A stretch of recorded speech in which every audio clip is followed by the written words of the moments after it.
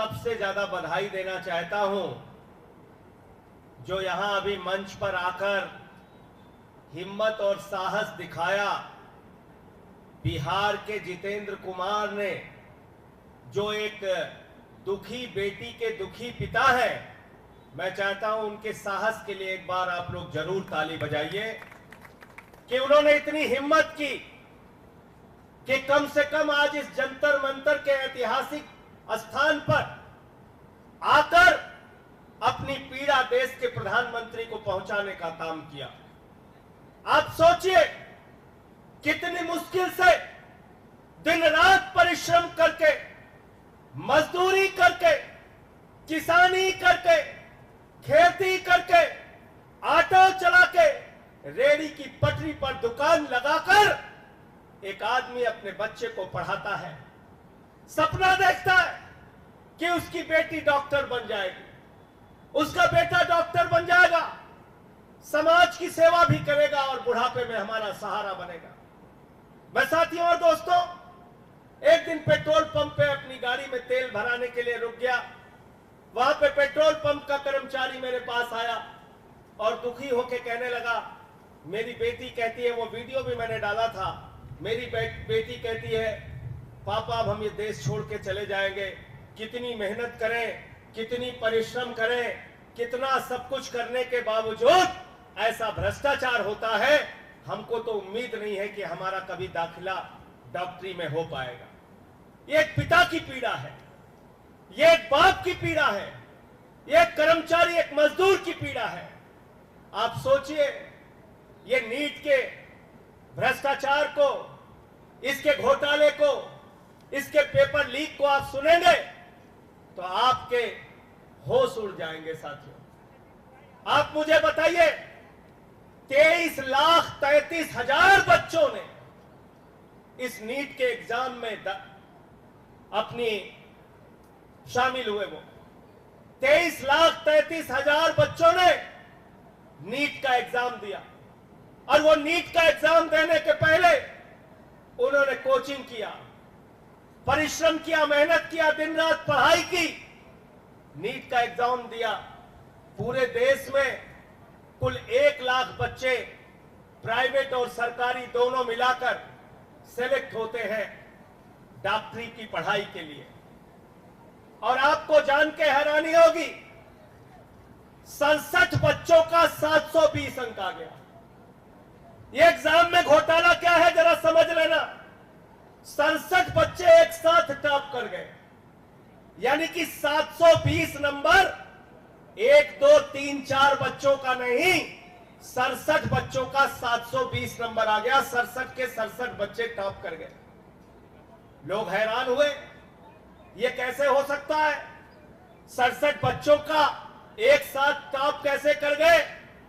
फिर और जांच हुई तो पता चला एक ही कोचिंग सेंटर के 6 बच्चे जिनको 720 अंक मिला, 6 के 6 टॉप कर गए।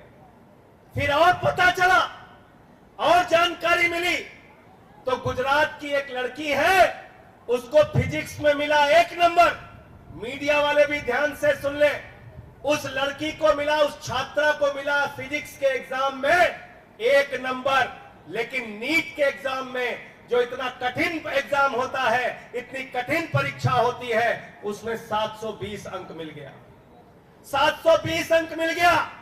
ये नीट का एग्जाम मोदी सरकार का भ्रष्टाचार है। ये नीट का एग्जाम मोदी सरकार के पेपर लीक का घोटाला है। ये नीट का एग्जाम शिक्षा मंत्रालय के अधीन आने वाले एनटीए के अधिकारियों और राज्य सरकारों में जहां जहां बीजेपी की सरकारें हैं, ज्यादातर उन लोगों ने मिलकर इस देश के लाखों बच्चों के साथ, करोड़ों लोगों के साथ, उनकी जिंदगी और उनके भविष्य के साथ खिलवाड़ किया है। इसलिए ये नीट का एग्जाम पूरी तरीके से रद्द होना चाहिए और फिर से एग्जाम कराया जाना चाहिए। ये हम लोगों की मांग है। नीट का एग्जाम पूरी तरीके से रद्द करो। और इसमें घोटाला क्या है आपको मालूम है? ये नीट की परीक्षा का रिजल्ट जो आना था, ये आना था 14 जून को। 14 जून को परीक्षा का रिजल्ट आना था। आया किस दिन? किस दिन आ गया? 4 जून को रिजल्ट आ गया। क्यों रिजल्ट आ गया? क्योंकि ये मीडिया वाले सारे ये लगे रहेंगे, हाँ जी मोदी जी इतने सीट आ गई, ये इतने जीत गए, प्रधानमंत्री बन गए, सुपर प्रधानमंत्री बन गए, ये जीत गए, ये जीत गए, ये जीत गए। भारतीय जनता पार्टी के गुणगान में पूरा देश लगा रहेगा और भाजपाइयों के पेपर लीक की चर्चा नहीं होगी, भाजपा सरकारों के पेपर लीक की चर्चा नहीं होगी, एनटीए के पेपर लीक की चर्चा नहीं होगी, शिक्षा मंत्री के पेपर लीक की चर्चा नहीं होगी, शिक्षा मंत्रालय के मोदी सरकार के घोटाले की चर्चा नहीं होगी। इसलिए एनटीए ने जानबूझ के 4 जून को रिजल्ट प्रकाशित किया। मैं पूछना चाहता हूं, पहली जांच तो इसी बात की होनी चाहिए कि किस घोटाले को दबाने के लिए 14 जून की जगह 4 जून को रिजल्ट प्रकाशित किया गया। नंबर 1 और नंबर 2, मैं इस देश के नौजवानों से भी कहना चाहूंगा, कब तक खामोश रहोगे आप? कब तक इनकी गुलामी करते रहोगे? परीक्षा पे परीक्षा पेपर लीक हो रही है, अग्निवीर के नाम पर तुम्हारे साथ घोटाला किया जा रहा है, भारत माता का सीना छलनी किया जा रहा है, भारत की सीमाओं की सुरक्षा के साथ खिलवाड़ किया जा रहा है। अग्निवीर बनाकर 4 महीने के नौजवान बनाकर आपके पेट और पीठ दोनों में छुरा मारा जा रहा है। कब तक खामोश रहोगे आप? उत्तर प्रदेश के अंदर 60 लाख बच्चों का भविष्य बर्बाद हो गया, पुलिस भर्ती के नाम पर वहां पेपर लीक हो गया। कभी बिहार में पेपर लीक होता है, कभी गुजरात में पेपर लीक होता है, कभी राजस्थान में पेपर लीक होता है, कभी हरियाणा में पेपर लीक होता है, कभी महाराष्ट्र में पेपर लीक होता है। 4-5 साल के अंदर 2 करोड़ बच्चों का भविष्य बर्बाद हुआ है पेपर लीक से। कितने बच्चों का? 2 करोड़ बच्चों का, 2 करोड़ बच्चों का। और अगर 5 आदमी का भी परिवार मान लीजिए तो करीब करीब 10 करोड़ लोग इससे प्रभावित हुए हैं। 10 करोड़ लोग प्रभावित हुए हैं। लेकिन हमारी संवेदनाएं शायद मर गई हैं। हमें शायद गुस्सा नहीं आता। जब भी चुनाव आता है, जाति के नाम पे, धर्म के नाम पे, क्षेत्र के नाम पे, भाषा के नाम पे हमें लड़ाया जाता है, हमारा वोट लिया जाता है, मोदी जी का गुणगान किया जाता है, लेकिन देश के नौजवानों की बात नहीं होती, बेरोजगारी का सवाल नहीं उठता, उनके भविष्य का सवाल नहीं उठता। तो मैं इस देश के नौजवानों से भी कहना चाहता हूं, छात्रों से भी कहना चाहता हूं, कब तक आप इनकी गुलामी करोगे? कब तक इनकी मानसिकता के पीछे जिंदाबाद लगाते रहोगे? उठाओ, आगे बढ़ो और अपनी आवाज को बुलंद करो। देश की सड़क पे हमने आपकी आवाज बुलंद की है। सदन 24 तारीख से शुरू होने जा रहा है, 27 तारीख से राज्यसभा शुरू होगी। मैं भरोसा दिलाना चाहता हूं इस देश के उन परिवारों को जो दुखी हैं, इस देश के उन नौजवानों को जो दुखी हैं, जो परेशान है, जो पीड़ित है, देश की संसद में भी आपकी आवाज को आम आदमी पार्टी के सांसद पूरी बुलंदी के साथ उठाएंगे, पूरी मजबूती के साथ उठाएंगे। अपने अपने स्तर पे आवाज उठाइए। तब तक आप इन नकली सवालों में उलझे रहेंगे।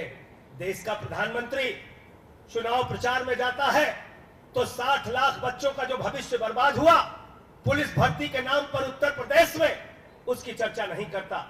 देश के प्रधानमंत्री जब चुनाव प्रचार में जाते हैं तो गुजरात के अंदर जो पेपर लीक के कारण नौजवानों का भविष्य बर्बाद हुआ, उसकी चर्चा नहीं करते। देश के प्रधानमंत्री हरियाणा के नौजवान के साथ जो विश्वासघात होता है, उसकी चर्चा नहीं करते। महाराष्ट्र के नौजवान के साथ जो भ्रष्टाचार होता है, उसकी चर्चा नहीं करते। देश के प्रधानमंत्री कभी मुगल की बात करते हैं, कभी मुसलमान की बात करते हैं, कभी मटन की बात करते हैं, कभी मछली की बात करते हैं, कभी मंगलसूत्र की बात करते हैं, कभी मुजरा की बात करते हैं। शर्म आती है।